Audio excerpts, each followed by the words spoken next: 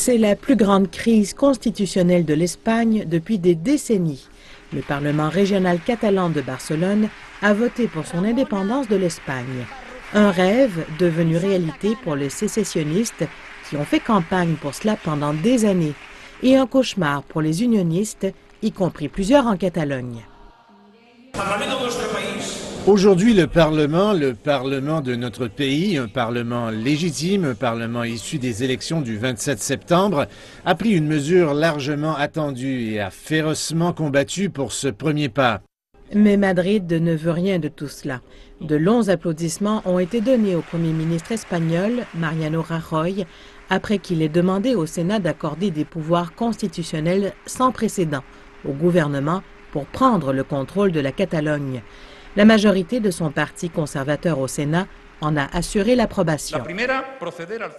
La première chose est de licencier le président de la Catalogne, le vice-président et tous les conseillers du département qui sont dans le gouvernement catalan.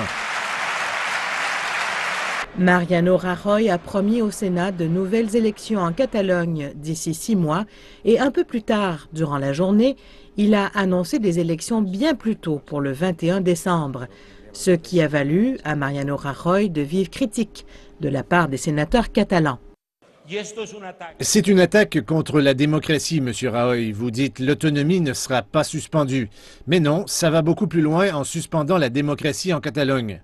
Beaucoup s'inquiètent de la façon dont ce sera mis en œuvre, comme ce sénateur et ancien président catalan. Je doute que le gouvernement espagnol soit conscient des difficultés qu'il rencontrera. Je suis inquiet pour la coexistence pacifique.